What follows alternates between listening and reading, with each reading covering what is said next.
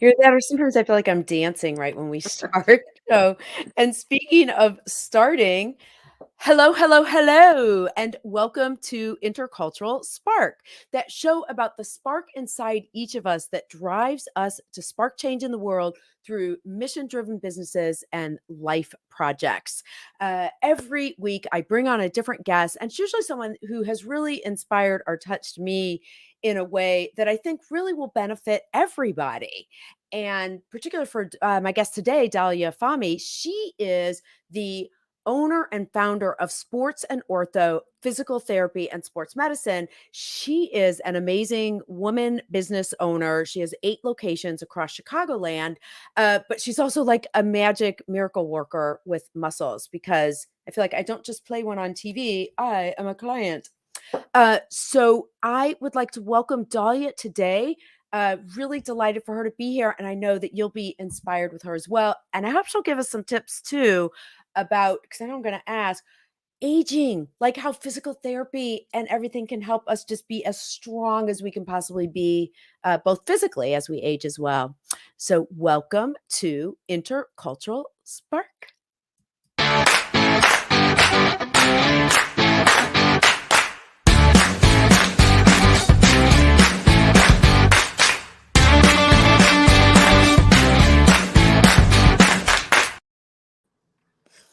All right. Hello, hello, hello. And hello Hi. to Kathleen Quinn, who's joining us today from the Northbrook Chamber. So Hi, thank you for Kathy. being here. And for people who are watching live, you can leave comments like Kathleen just did and ask questions in the comments. So appreciate everyone doing that as well. Oh, Dalia, how are you? Welcome to Intercultural Spark. thank you, Dan. I'm good. I'm good. Feeling good today. Good. So I thought it made sense. Can we just dive right in? Can you start with the allowance story? In terms of, yeah, tell me the allowance story. Okay, so well, you had asked me like why did I start all this? Well, one of the reasons why I have this drive to do what I do, and it all came from my dad. When I was younger, when I was a teenager, and he used to give us allowance every single time I'd go ask for my allowance. He would give me such a hard time, like, why do you need it? Didn't you? What did you spend your allowance on last time? Why do you? And it would be like an hour conversation about getting my allowance. And it was at that point I was like, you know what, I'm just going to go out and get my own money, do my own thing, not have to ask for anything from anybody. And that's kind of started my entrepreneurial spirit, I think.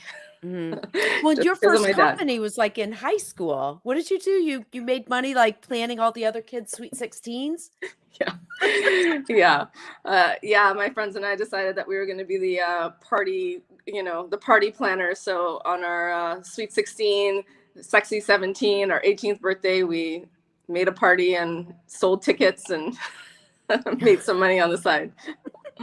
That's amazing. Yeah. Well, and it made a difference because now, again, you are a dynamic and amazing business owner, but also a woman business owner Yeah. with 8 locations plus a child-focused business, 50 employees. Talk about the drive that makes you go, yeah, talk about that a little bit. Like what drives you to keep growing your business? Yeah, I think it's has to do with just, setting a goal and meeting it kind of thing. It's like it's always satisfying for me to meet a goal. I think it kind of gives me a little I don't know, it's just nice to say that I did this. I was able to do it. So for me it's always been like, okay, I could start one clinic. Okay, I did it. Can I do 2? I did it, and just keep going. And then with the pediatric clinic, it was the same thing. Could we do this? I mean, we opened it for my son, but it was a matter of like, can we actually do this? And we did it. So it's just a drive to succeed, I think. Mhm. So kind of putting those challenges before you and then saying, "Can I achieve that challenge?" Yeah, like right now we have we put on ourselves by 2023, which will be 20 years in business. We want to have Oh, 10 clinics. congratulations. Thanks. So, our goal is to have 10 clinics and Mm. 30 therapists. And that's our goal. So, the whole team, myself and our whole team is just driving towards that goal now. Mhm. Yeah. So here's what's so interesting in talking to you because Dahlia, we talked about this. We talked before the show as well, just to get an idea of what drives you. And Yeah. so much of what you do is like, I want to be a successful business person. You know, we set this goal, we're opening clinics. And in talking to you, it sounds like it's very sort of money, business, accomplishment driven. But what drew me, well, go ahead. No, Well, you had something. I don't even think it's money driven business. I think it's just accomplishing a goal. You know, has really nothing to do with any monetary, goal. It's more like, you know what, we're women, we're one of the only, as many as we have. Like, there's a lot of multi clinic women owned businesses, but not as many as we have here in the Chicago area. So it was more like, I want to be a woman owned business that has multiple clinics, just like the guys do it. So it was one of those. Well, and you have, along those lines, you've got your physical therapy degree, but you also have an MBA. I So do. you really also took this to how to become a business leader very seriously. I did. By the way, and Julie says hi from Sport Fuel. Hi, Julie. Hey, Julie. Oh, hey, Julie. Yeah, I took my MBA to prove myself that, on paper that I could do this. And actually, one of my professors, so I did my, my final paper on opening up sports and ortho. And my final professor's like, you could do this. Like, you have everything in place that you could do this. And he's like, you should go for it. And I said, well, that was my plan. So yeah, it worked out. I just wanted to take my MBA, make sure I knew what I was doing, and then went forward. Yeah. Well, and in going forward, so actually, this question is kind of what I was thinking of asking as well. So thanks, Brianna. The idea of, and this is true for everyone who's watching, like as business owners, like people trying to drive change in the world through business, how powerful it is to set goals so that you can achieve it. And that's what Brianna says. How do you set goals for your business that stretch yourselves, but are also achievable? Yeah, I don't think that you can set a goal. It's hard to know what's achievable and what's not achievable until you actually dive in and do it, right? So, like, I had no clue opening up sports and ortho if I was going to be successful. I thought I would be, because I had done it for other companies in the past, like, grown their business and done it for other companies. So I was pretty confident that I could do it for myself. But I had 10 years of sleepless nights, Other physical therapy companies or just other businesses in general?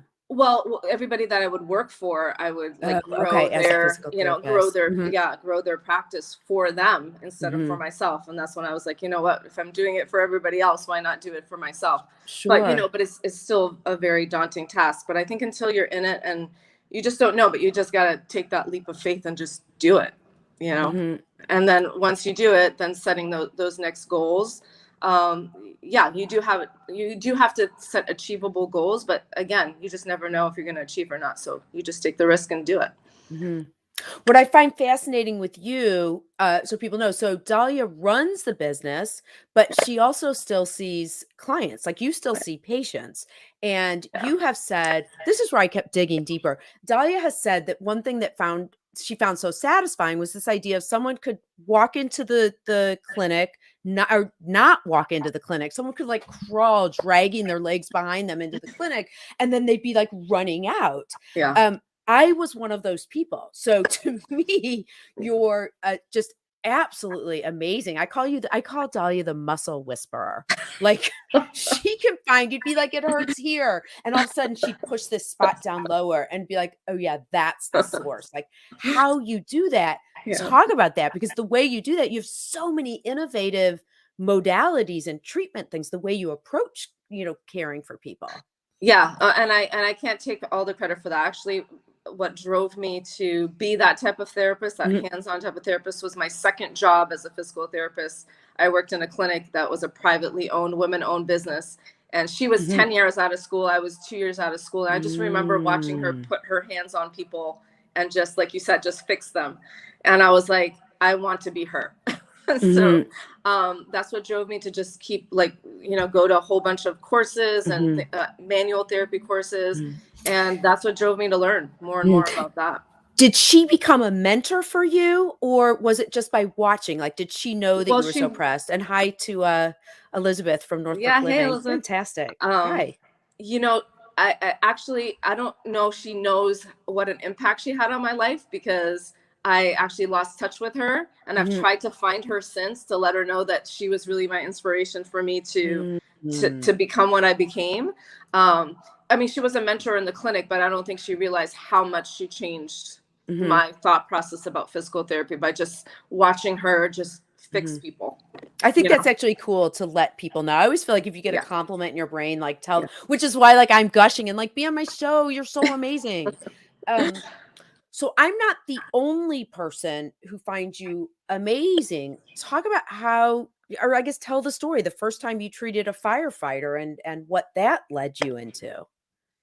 Yeah, well, the first time I treated a firefighter just let me into, opening that door to that type of clientele, police and firemen, because I was just Mhm. like so intrigued. I mean, I was so impressed on how, he wanted to go to work so bad.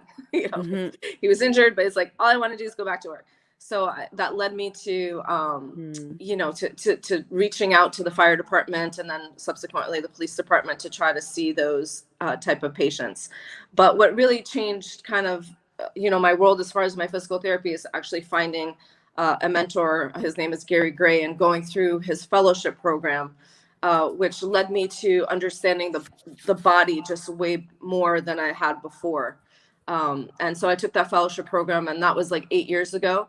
So not Mhm. only now did I have the mentor that taught me about feeling around the body, but now I had a mentor that taught me how to evaluate the complete body, and that was life changing for me as well.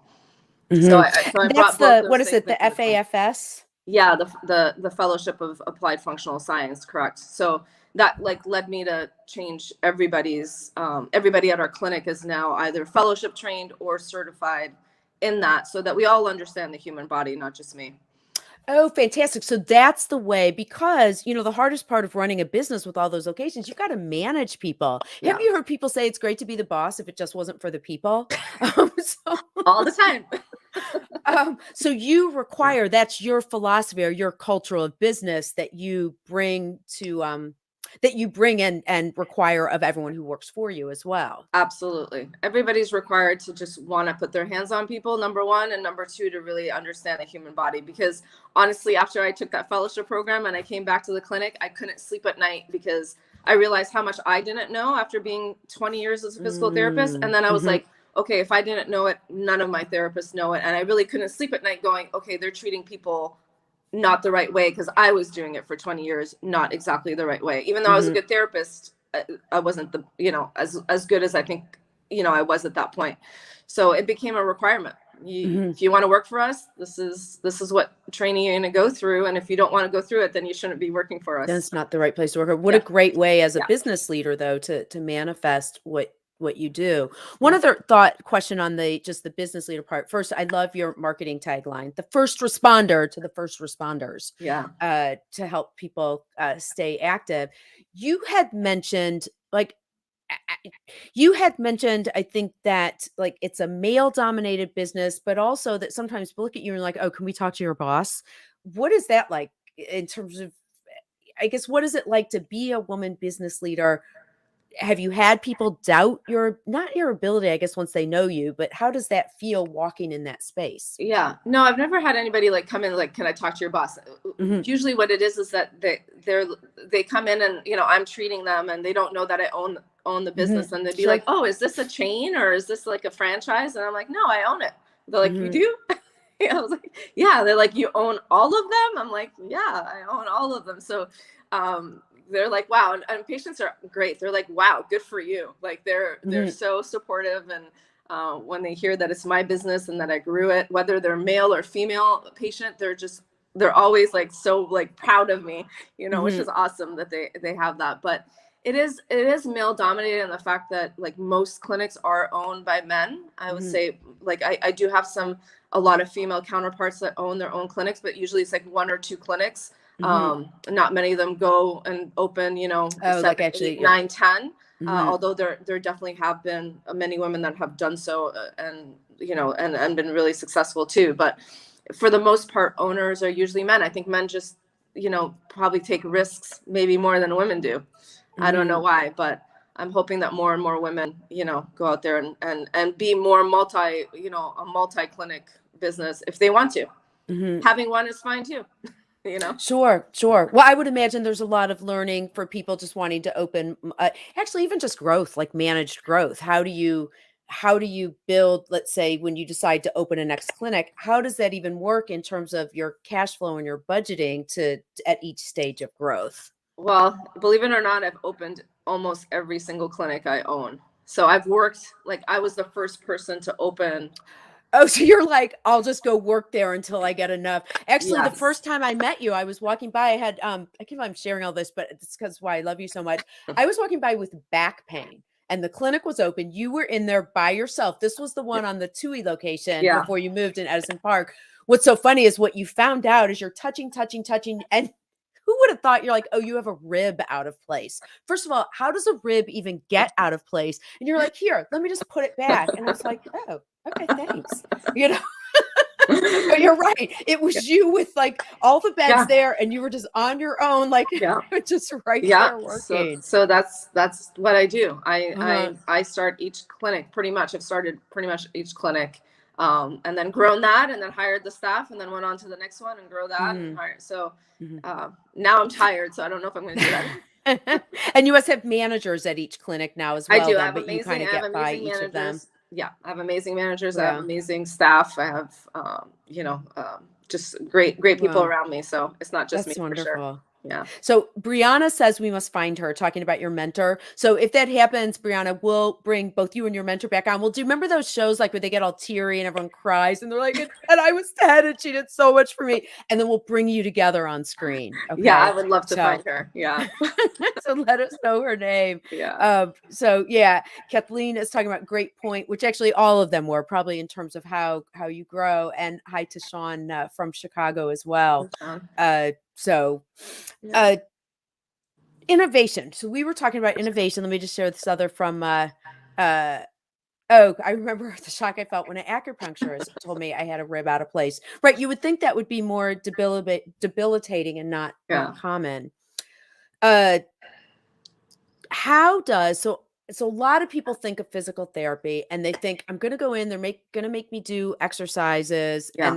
and that's often it. They're like, here, do 10 of these, and then they go leave someplace else. Yeah. What types of things, like cupping, needling, like what Yeah. are all the things that you use and how do they fit into your definition of physical therapy? Yeah, well, so there's a mindset out there that there's manual therapists, meaning therapists that really want to treat with their hands, and then Mhm, there's the other therapists that just are what we call exercise based therapists. mhm, And I was like, you know what, the human body needs both. Like you mhm. can't Yeah. have one without the other. I mean, so when I opened Sports and Ortho, that was the whole premise of opening the clinic. I was like, Mm. patients shouldn't have to choose between having a manual therapist or exercise based. We should have both.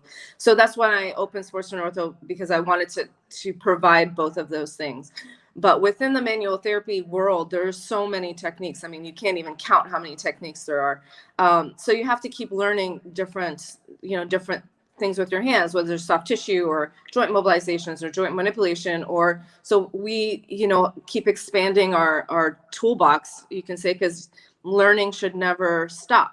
So Mhm. we have all our therapists are dry needling certified, which means that they use acupuncture needles to manipulate, go into muscles and trigger points. Okay, All let of me us do explain what that cupping. is in layman's terms. In layman's Yeah. terms, they use manual manipulation. They find the muscle that like is so tight it won't let go, and then they Yeah. take a needle and they get right on that muscle and it goes like push. Exactly. Right? Okay. Yeah, and people are shocked by it, right? They're like, "Oh my God, what was that?" And sometimes it's painful, sometimes it's not, but they instantly feel better, and that's been a really big, thing. So Mhm. again, when I feel like I take it and it works, and I'm like, "Okay, it works. I need everybody to do this." So we send all our therapists to get dry Okay. needling certified. I've learned about cupping and I've used it and it works. Okay, Mhm. everybody's got to go learn how to cup. So it's Well, what's just interesting a about matter of cupping, because learning. cupping is a an it's an Asian, is it an A Yeah. would you call it an Asian Yeah. tradition? But it's also like centuries old too. It's centuries old, and it only became popular because of Michael Phelps, right? Everybody's like, Oh, right. what are those circles on his back? And as soon as everybody saw that, oh, like everybody's got to go get cupped. But it works so, I mean, it works so well. So in my practice, we actually use it a lot with breast cancer survivors with their mastectomies, and it's a game changer for Oh, them. where do you do it? Like right on the spot where Right the on their, yeah, right on their Really? breasts and right on the scars. We use it for scar manipulation. We use it for, you know, Oh, for a whole wow. multitude of things. And I can tell you with one treatment, they get up and they're Mhm. like, I have not felt this good since my mastectomy. I mean, it's Yeah. so powerful. Mm. It's crazy. And we use the Graston tools, which are What's also that? they're tools that we use to also manipulate the fascia and Oh, you is know, that those muscle. the metal, like the Those metal, scraper? Okay, the yeah, scraper. And yeah, actually, for people to know with cupping, it's literally like these glass, they're like suction cups, and yeah, you put it on the muscle that's really sore, and it just like squeezes. It makes like it almost like pulls your skin into that yeah. cup with suction, and then when you let it go, it again, it's like that whoosh Yeah, feeling. that release. Yeah, Oh my God, that release is so wonderful. yeah, So, okay. Actually, Teresa says I love the cupping idea. yeah. It's Uh great. yeah. All right, I can't believe it because we're almost going to go to the flash photo stories, but Yeah, before we do that, innovation is they say what is it? Necessity is the mother of invention. yeah, Talk about your son and your pediatric clinic because you have a whole pediatric yeah, clinic as well. yeah. So my third son, who his name is Malik, he was born with Down syndrome, and when he was born, I started looking into like, okay, where am I going to take him to therapy once Mhm. he, you know, is old enough to have therapy? And I realized a lot of these places were like hospital based, very cold looking. I was like, Mm. I don't want to take a Probably baby. scary for a kid too. Well, I mean, I don't want to take a baby Mhm. or a toddler into like a Sure. hospital, you know, or so me and my husband talked about it. I was like, you know what? If I've done this for adults, let's do it for kids. Mhm. And we started Imagine Pediatric Therapy for him, basically, so that he could, so that we could hire the right type of people and have the right It's environment amazing. for him, but also for all these different kids. So the same thing goes with Imagine. Like I was like, you know, there's not enough out there for treatment for kids that is Mhm. fun and you know that they want to go to and not cold. So we basically opened a clinic that looks like a playhouse, you Mhm. know, and we wanted all the bells and whistles and make kids want to come to therapy because they walk in and their eyes get all big when they see this beautiful slides and swings and all this stuff. And we made it really colorful and open. And you know, and we were successful in doing that. And Malik attended Imagine until we moved here to Northbrook, and it's too far for him to go now, but he basically grew up there. Oh, that's so funny. So your clinic is actually now too far for you to go to. Yeah, it is. It That's is. kind of funny. Yeah. Um, but so it sounds like and how many people you were just talking about how fun it is. So just looking at kind of Yeah. you can see it's like, look at that slide. I wanna go. I wanna go play. Yeah. We have two locations, one in Oak Lawn and one in the South Loop. And it's Mhm, just, we just make it a playful, like, just so that they can have fun while they have their therapy. Yeah. mhm. Yeah, which makes sense. And now it makes you your husband's boss, right? Because he runs it. He does run it. Yeah. He's his own boss. He's his own He's boss. his own boss. Okay. Um, well, we are going to look at it's time now for that's what my alarm. It's Yeah. time for our flash photo stories. Yeah. So what this part of the show is our here we go. Flash photo stories.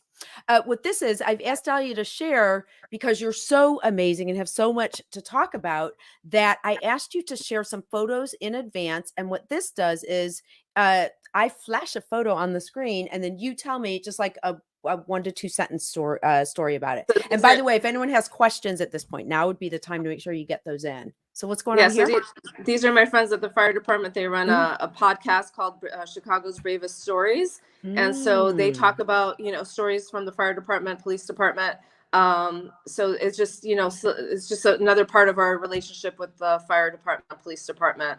A great bunch of people, make a lot of friends over there. They're just Mhm. so fun to treat. And they're just so, you know, we're so happy to be part of them. Mhm. Well, and it sounds like you also do a really good job because that's a hard part. It shouldn't be hard, but that balance between when you're serving a particular community and how involved you get. You're very involved in their foundations and their charities. Yeah. Like Yeah. it's you have to We're have all that in. relationship has to be all in. It has to be We're all real in. for Yeah. sure. Yeah. So, what's going on here? So that's Chicago Blaze football team. So we support their sports teams, and again, great bunch of guys to be with. And so we support our community with whatever they want us to support them with. And Mhm. again, with the fire department, we're part of their team for their sports teams. That's wonderful. And did you see that amazing increased blood for the immediate relief? And your friends actually from the podcast Oh, they're there. Hey said guys. hello as well. So, Yeah. yeah. What is this? This could So be a typical day at a clinic where everybody's like working and together and yes. So our whole thing at the clinic is what we call triplanar motion, basically getting people up moving, right? Mhm. In three planes of motion. And this says it all. You can see these three ladies, they're just moving, they're getting their bodies moving in ways that is true to life. And I just, I saw them all at the cage, all of them doing a different exercise. I'm like, I got to take a picture of this because this embodies what we do at Sports and Ortho, just Mhm. getting people up on their feet, moving, doing functional things. And they all have a smile on their face, which is even better. Mhm. The other thing you do at Sports and Ortho when I was there for my back issue is that it's a big open space. You can kind of see it through Yeah. the window there. But Yeah. that camaraderie, like you would sometimes have the same people. We would all be razzing each other and kind of Yeah. joking with each other because everyone's talking, but you're commenting on what else is going on. And that community sense was really wonderful, or is Yeah. really wonderful. Yeah. So this picture is a husband and wife team that both come to therapy. And the reason I chose this photo is because we have so many families that we treat coming to Sports and Ortho. Like, I'll treat the mom and then the daughter and then the husband. And I Sure. love that. I mean, I love that. So we, just yesterday, our kids come back, their parents come back. And that's why I opened Sports and Ortho, really, is to be part of the community that we serve. And so Mhm. to have these, families, literally families. Mhm. I've treated sometimes, in some families, like every single person in the family. Wow. Um, and it's great. Like, I just love it. It makes me, want to go to work every day.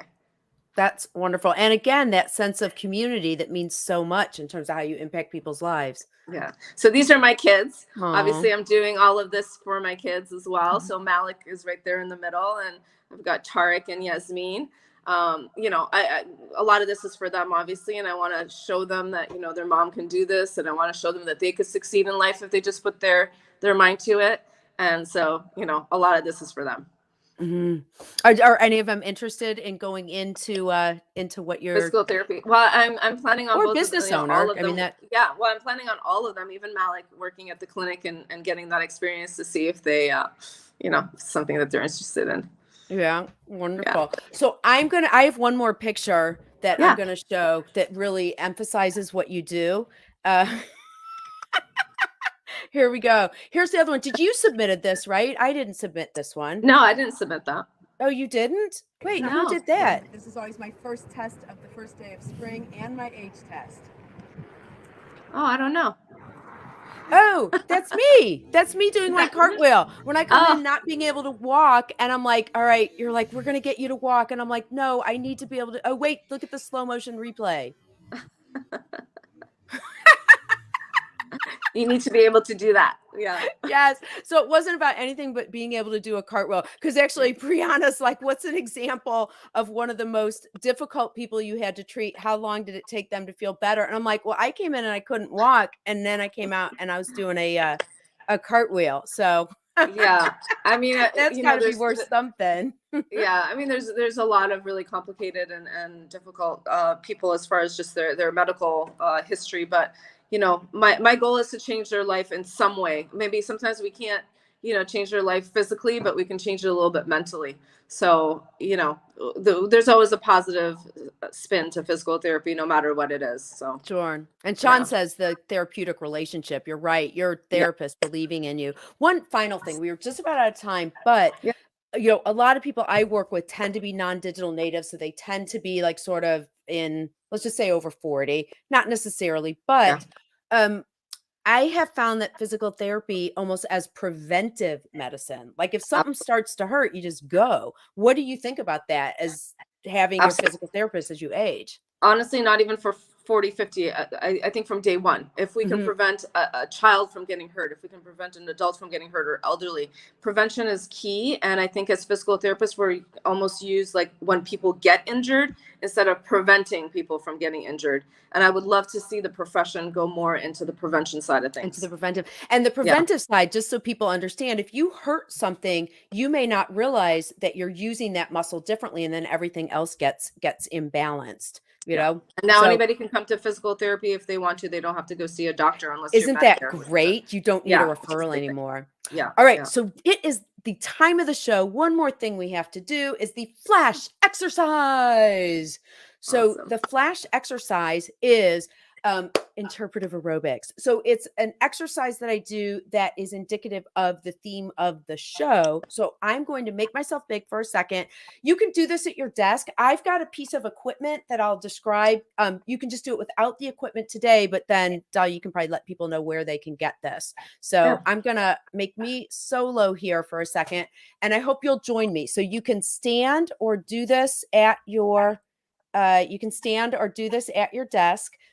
So I actually have set up these what do you call it? My band right here. So my arms are overhead. I'm going to brace my core, and look, it's a pull down. So I'm coming from up to down as I lower. So that's the exercise. The resistance now is from the top, and you press down. I'm going to see if Dalia wants to do that with me. Let's make us both big here. All right. All right. What you got? There you go. Yeah. Yes. So it's the down, up, and then if you can get resistance from above, if you get one of these bands, you can actually just shut it in the top of the door. So do you know why I picked this exercise for us today? Do I know why? Yeah. Because you need some good postural, reminders. But although your posture is usually great because you're pretty in tune with that. So yes, sure. I don't know. One is I was totally brown nosing my physical therapist because that actually is my homework that Dalia gave me. So I'm like, look, I'm doing my homework, Dalia. But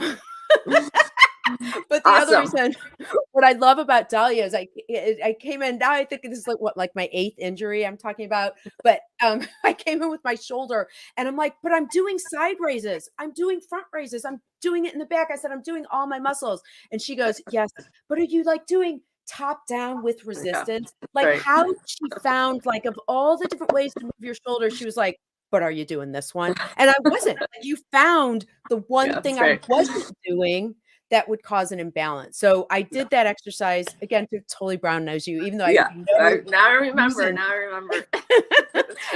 But yeah, just to show how great you are. And one final thing, just this success story from Elizabeth. He's a stroke survivor and arthritis in your knees. So sports and ortho is the best.